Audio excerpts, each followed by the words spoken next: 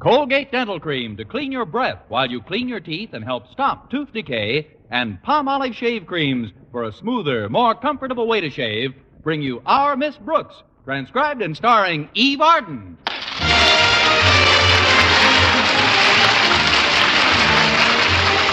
It's time once again for another comedy episode of Our Miss Brooks, under the direction of Al Lewis. Well, like most school teachers, our Miss Brooks, who teaches English at Madison High School, has been exposed to her share of puppy love. I'll say I have. It's getting so I can't look a puppy in the face without flinching.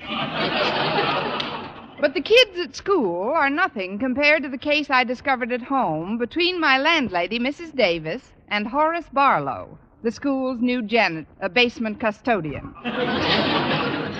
Although she met him a week ago at a school tea, up until Thursday morning at breakfast, she kept denying anything but a passing interest in him.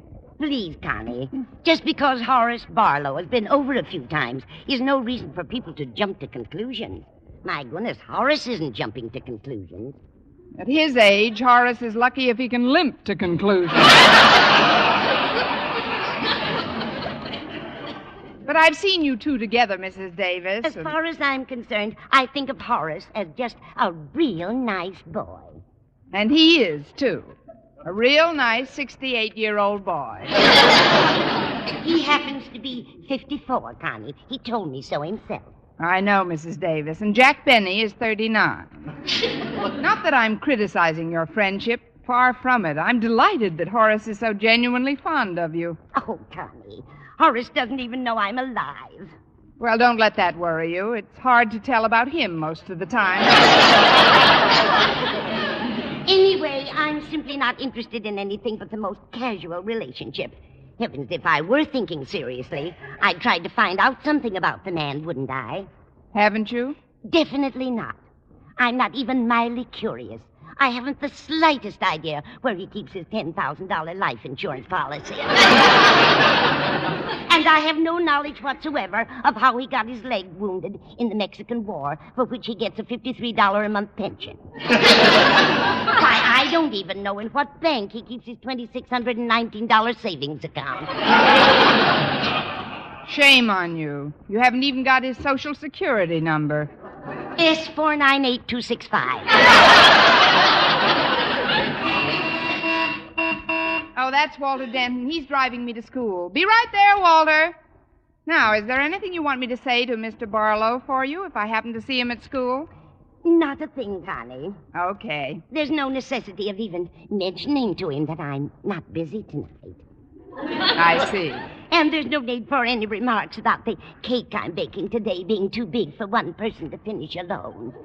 I'll be as silent as the tomb. And above all, it would be utterly shameless if you were to hear that I don't want to waste the box of cigars I bought yesterday. You can trust me implicitly, Mrs. Davis. I won't say a word to Mr. Barlow. I'll just hit him on the head and drag him home.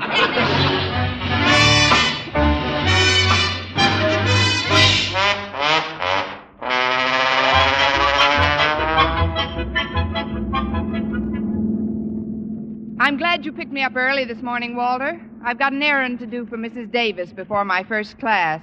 I'll get you there with the speed of a gazelle, Miss Brooks. Oh, by the way, how's Mrs. Davis's romance with Mr. Barlow coming along? Oh, have you noticed that, too? I think it's the cutest thing in the world.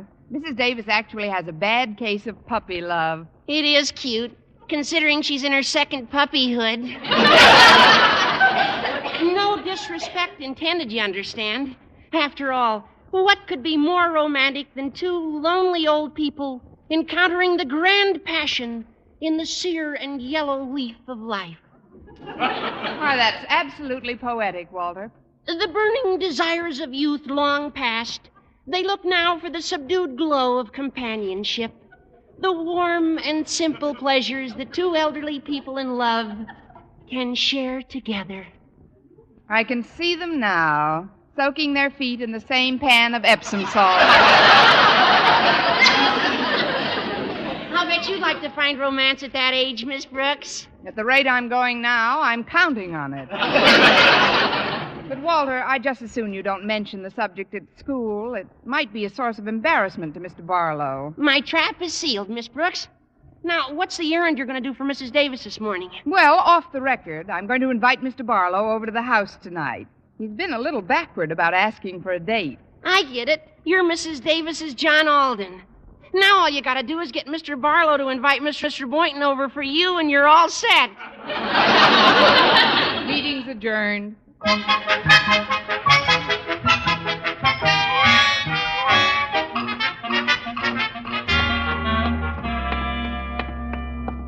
Miss Brooks. You're pretty early today, aren't you? Hello, Harriet. I've got to deliver a message to the custodian. Have you seen him? Oh, yes. Mr. Barlow just went into his office.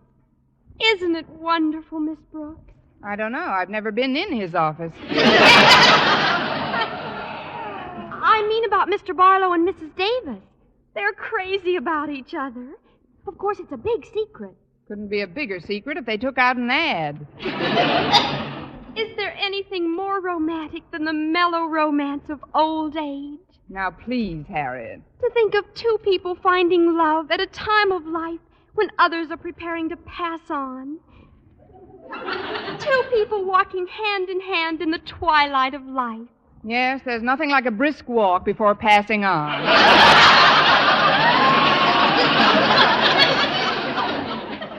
Well, I won't keep you any longer. Far be it from me to delay Mrs. Davis's emissary of love. Good luck in your mission, John Alden. Thank you, Priscilla. Come in. I hope I'm not disturbing you, Mr. Barlow, but there's something I wanted to ask you. Well, then go ahead and ask. If you want to get apples, you got to shake the tree. Now, what is it? It's just this. I was wondering if tonight, that is, if you haven't any other plans, Mrs. Davis isn't doing anything, and I'm sure she'd be pleased if you wanted to drop over. Well, that's right, neighborly. Would you like me to drop over? Of course. I'm sure you and Mrs. Davis will have a lovely evening together. Are you planning on staying in, Miss Brooks? I suppose so, Mr. Barlow, but I'm sure that at your age you don't need any chaperone. You're right about that. Maybe we could send Mrs. Davis to a movie.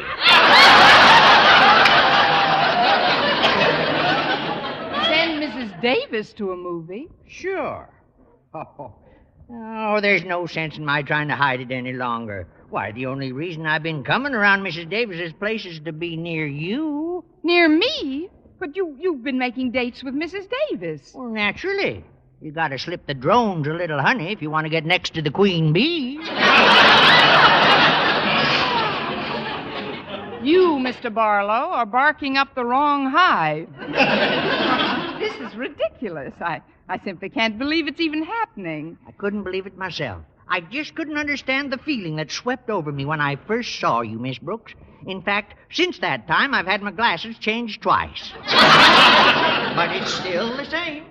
I keep asking myself, where have you been all my life?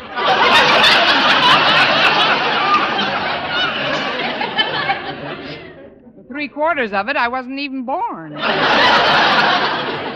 Mr. Barlow, there's a great difference in our ages. Oh, nonsense, Miss Brooks. I just don't believe in age. Well, neither do I. I've been standing it off for years. I mean, if you'll think this over for a while, you'll realize that it just couldn't work out. Why not?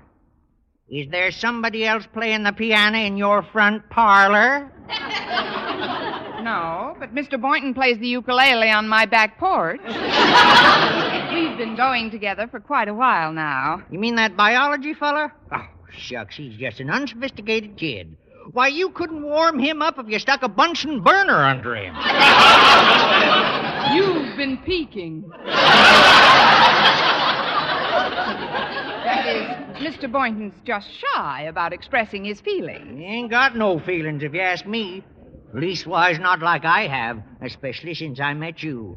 Why, I just knew today was going to bring some excitement into my life.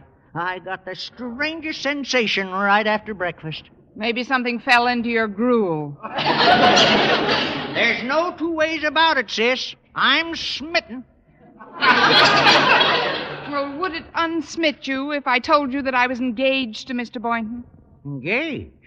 Oh, but he wasn't even over to your place the nights I visited Mrs. Davis. He must have been working. If you come over tonight, I'm sure he'll be there. Well, seeing is believing.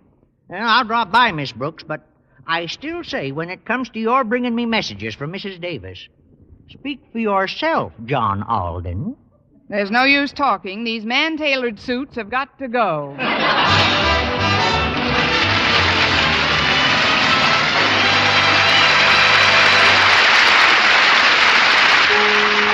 Brush your teeth with Colgate. Colgate Dental Cream. It cleans your breath. What a toothpaste. While it cleans your teeth. Colgate toothpaste. Cleans your breath. What a toothpaste. While it cleans your teeth. Colgate Dental Cream cleans your breath while it cleans your teeth. And the Colgate way stops tooth decay best. Yes, the Colgate way is the most thoroughly proved and accepted home method of oral hygiene known today. Over 2 years' research showed brushing teeth right after eating with Colgate Dental Cream helped stop more decay for more people than ever before reported in dentifrice history. The Colgate way stopped tooth decay best. No other dentifrice, ammoniated or not, offers such conclusive proof. And you should know that Colgate's, while not mentioned by name, was the only toothpaste used in the research on tooth decay recently reported in Reader's Digest. So always follow the Colgate way to clean your breath while you clean your teeth and stop tooth decay best. Brush your teeth with Colgate. Colgate Dental Cream. It cleans your breath. What a toothpaste. While it cleans your teeth. And the Colgate way stops tooth decay best.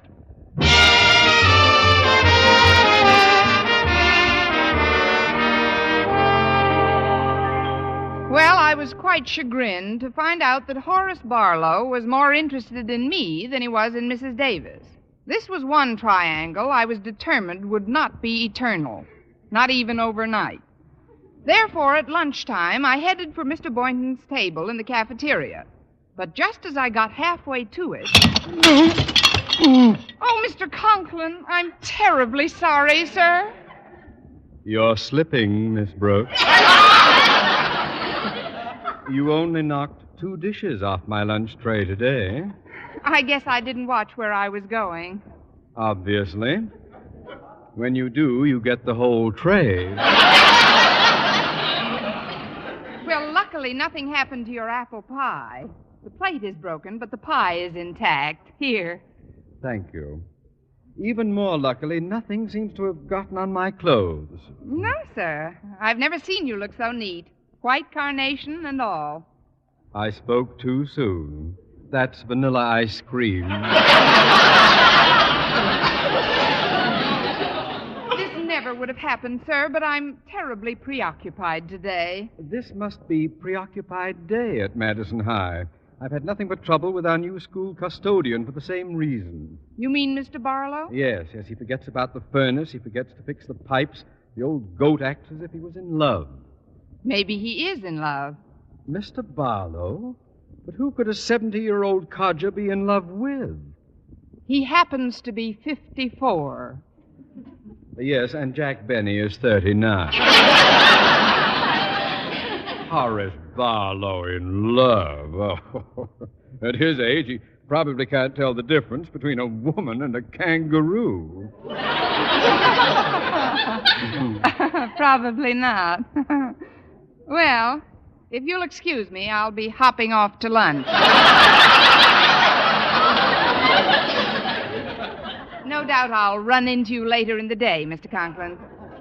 It is with that thought in mind that I carry every possible form of accident and hospitalization insurance. Good day, Miss Brooks. Good day, Mr. Conklin. He's got a lot of nerve. Just because a person's lived a few more years than some other person. I don't like to interrupt, Miss Brooks, but if you keep talking to yourself, you'll make an eavesdropper out of me. Oh, I'm sorry, Walter. I've had a little shock this morning. You see, I spoke to Horace Barlow a short time ago about making a date with Mrs. Davis. What'd he say? He says he's not interested in Mrs. Davis. He's smitten with somebody else. Somebody else? But he can't do that to Mrs. Davis. Oh, she's a very sensitive little lady, and she's nuts about him. She'll be terribly hurt. That's what I'm afraid of. He doesn't know when he's well off. I'd like to see the hunk of crowbait he's fallen for. Now, just a minute, Walter. It so happens that Mr. Barlow thinks he's in love with me. With you? But that's illegal. It's unthinkable. It's Let's just call it unusual. Actually, Walter, I'm extremely worried about the situation. Mrs. Davis and I have been friends for too long to let a thing like this come between us. Why don't you just tell old Barlow to go peddle his papers? I did, practically. I even told him I was engaged to Mr. Boynton. That's what I'm worried about. They're both coming over tonight, and I've got to prove it. Oh, what's so tough about that? I'm sure Mr. Boynton will cooperate. You are? Sure. For one night. Oh. Now, the next thing you gotta do is get Mrs. Davis out of the house tonight. Because if she caught you and Mr. Boynton acting as if you were engaged, she'd know something was rotten in Denmark. What a sweet way to put it. But, Walter, how do I get Mrs. Davis out of the house? Well, easy. There's an old bachelor friend of my dad's staying at the house for a couple of days, Mr. Gordon. I'm sure he'd like a date with a nice, clean-cut character like Mrs. Davis. And I'll ask her to go out with him as a favor to my folks. What about Mr. Barlow? She expects him tonight. Well, just tell her he couldn't make it. Say his blood pressure hit a new high or something. Now, you go find Mr. Boynton, and I'll call home and make sure Mr. Gordon's available to act as Davis bait for the evening. See you later, Miss Brooks. All right, Walter, and thanks. Me and the night and the music. Da da da da da da. Oh, Mr. Boynton, I've got to talk to you right away. What's wrong, Miss Brooks? It's about Mrs. Davis. You know, she's got a crush on the school custodian, Mr. Barlow. But unfortunately, he's head over heels in love with somebody else. Please, Miss Brooks, don't make me laugh while I'm drinking coffee. Mr. Barlow's an old man. What kind of a shriveled-up prune could he fall for? Why does it have to be a prune? For all you know, Mr. Barlow could be crazy about a nice, young, firm, fuzzy peach. Besides, he's only 48. He's 70 at least. And not what you'd call in prime condition. Why, his hyperthyroidism is apparent, and his incipient arteriosclerosis masking cardiac decompensation was evident to me after one glance. It's a good thing you didn't take a second glance. He'd be a goner. The truth is, Mr. Boynton, that Mr. Barlow's been coming to our place just so he could be near me. If I'd known you were going to get so excited, I'd have worn my raincoat. Here, use this napkin. I'm sorry, Miss Brooks, but I couldn't help exploding. Do you mean to tell me Mr. Barlow is in love with you? That's right. We hyperthyroids have to stick together. Look, Mr. Boynton, I know it's an absurd situation, but my only real concern is Mrs. Davis. I've got to discourage Mr. Barlow once and for all, and you've got to help me. Oh, me? Well, what can I do? Well, he's coming over to our place tonight. I invited him this morning on behalf of Mrs. Davis. That's when he told me how he felt about me, and that's when I told him something utterly fantastic. What did you tell him? That you and I were engaged to be married. Here's the napkin.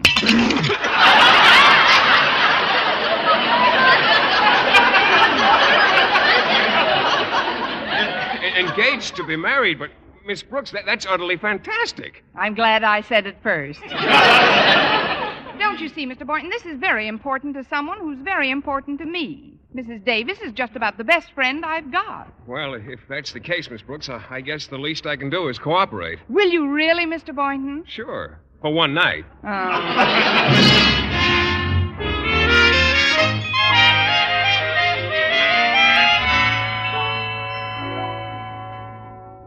Oh, boy, I'm full. That was a very fine dinner, Miss Brooks. I'm glad you liked it, Mr. Boynton. I opened it all by myself.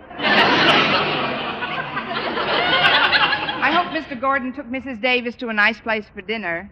He appears to be a jolly old fellow, doesn't he? Oh, yes, indeed. And I noticed he gave you a pretty thorough once-over when he was introduced.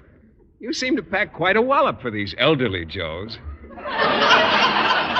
That's me, the Cleopatra of the cardiac cases. But I'd better clear away these dishes. Mr. Barlow will be over any minute. Oh, if that's the case, shouldn't we be getting into the mood? The mood? Oh, yes, we're supposed to be engaged, aren't we? Oh, that mood. Why, Mr. Boynton, I can hardly believe my ears. Why? There's no sense making a chore out of this thing. We might as well have some fun doing it. Fun doing it? Certainly. Now, let's get started. Get started? The quicker the better. Quicker the better? Of course, come on. Come on? I mean, come on. Well, sure. You wash and I'll dry.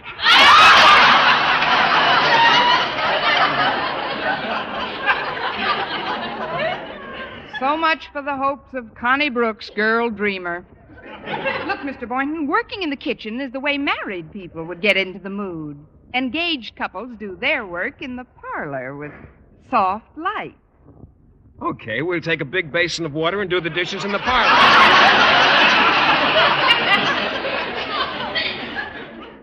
Sometimes I wish you were ugly. Come on, Mr. Boynton, I'll attend to the dishes later. Let's sit down in the living room, All right, Miss Brooks. It isn't too healthy to commence working right after a meal anyway. That must be Mr. Barlow. Just make yourself comfortable. I'll let him in. Well, here I am, Brooksy. Fit as a fiddle and twice as musical. Come in, Mr. Barlow. I fixed a little dinner for my fiancé this evening. We've just finished eating it. Follow me, won't you? Your fiancé? Oh, then you mean you actually... Hello, darling. Did you miss me? Miss you? I hated to leave you alone for so many seconds, but I just had to let Mr. Barlow in. You remember Mr. Barlow, don't you, dear? Oh, of course. How are you, Mr. Barlow? Snappy as a cookie and twice as full of ginger. But let's get to the point. Miss Brooks here told me that you two are engaged. Is that true? Well, yes, it is. Well, then how come nobody around school's heard anything about it? Because we wanted it that way. We've been secretly engaged for over 6 months now, haven't we, darling? We certainly have, Miss Brooks. Miss Brooks?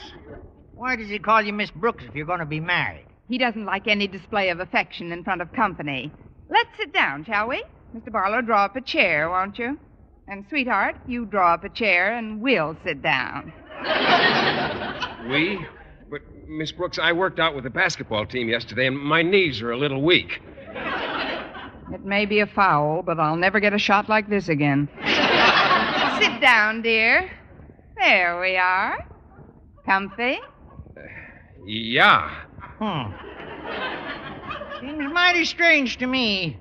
Most engaged folks I've seen act a little more demonstrative than you do. But we're mad for each other, aren't we, darling? Yeah. Mad. You know, dearest, you haven't kissed me in 5 minutes. What? I said you haven't kissed me in 5 minutes. What are we going to do about that?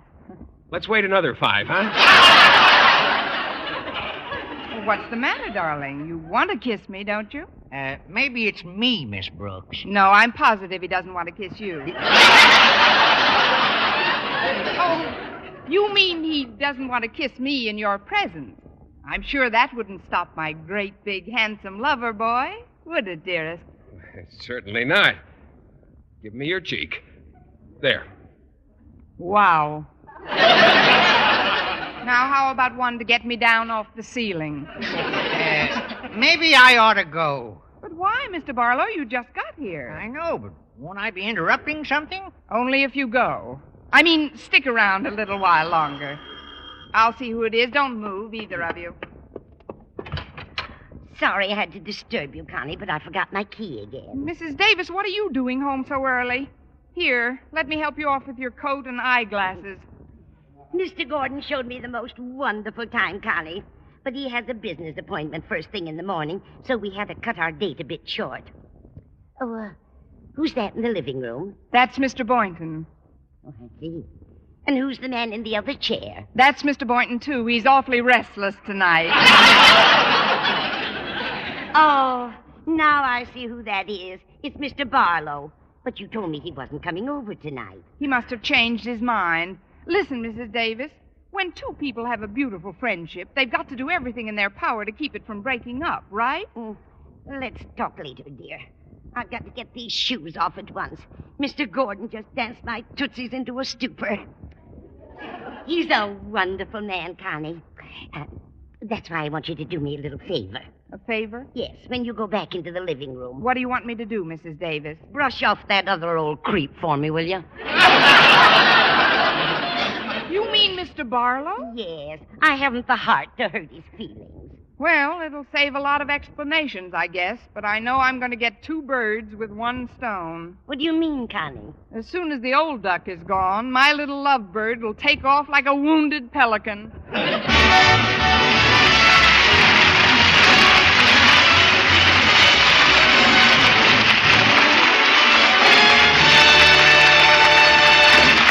Arden as our Miss Brooks returns in just a moment, but first, The Case of the Close Scrape, featuring John W. Baker, Justice of the Peace. Here's what Mr. Baker told us. Listen. here's exactly what happened. Shaving was just one close scrape after another for me, and then I discovered Palmolive lather shave cream and a new, different way to shave. Palmolive's oceans of rich, thick lather ended my worries about scrapes, burns, and nicks. Why, even in cold or hard water, that Palmolive lather way is super smooth, super comfortable. Take John W. Baker's advice, men. The new Palmolive lather way gets beards really soft, and it provides a protective film that actually floats your razor's cutting edge. You get a clean, close shave every time without worry about scraping or nicking, even in cold or hard water. John W. Baker and 1,200 other men tested Palmolive lather cream following package directions, and 3 out of 4 reported smoother, more comfortable shaves the Palmolive shave cream way, no matter how they shaved before. Better get Palmolive lather shave cream. Remember, even in cold or hard water, the Palmolive lather way means smoother, more comfortable shaves. And now, once again, here is our Miss Brooks. Well, I told Mr. Barlow that Mrs. Davis had returned home with a bad headache, and he left the house after threatening to call her up very soon. Then, as I was about to barricade the door against Mr. Boynton's next move, he addressed me. Well, I'm sorry Mrs. Davis doesn't feel well, Miss Brooks. Is she lying down in her room? Yes, she is, Mr. Boynton. Well, that leaves just the 2 of us, doesn't it? Yes, but don't be nervous. It's much too early for you to think of leaving. Well, I'm not thinking of leaving, Miss Brooks. You and I still have plenty of unfinished business to attend to. Unfinished business? Well, certainly. You and I? That's right. After all, somebody's got to do those dinner dishes. Suppose you wash and I'll dry. Better yet, you wash and dry. I've got another engagement. Well, another engagement? Sure, if I hurry, I can catch Mr. Barlow before he gets on the bus.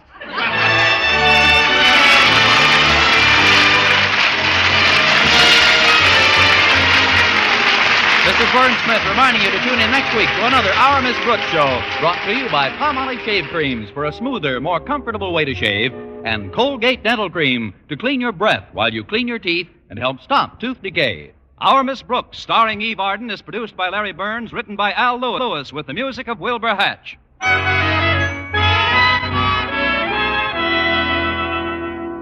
Ladies, now with new improved Vel, V-E-L, you can save 90% of dishwashing work. Just soak dishes in Vel suds a while. Dishes and glassware will soak sparkling clean. No washing, no wiping, no scouring with Vel. Only the stickiest dishes need just the touch of a cloth. Rinse, and they'll gleam without wiping. Soak pots and pans in Vel suds, too. And most of them will get shiny clean without scouring. What's more, Vel is extra mild to hands. So get new Vel. Save 90% of dishwashing work.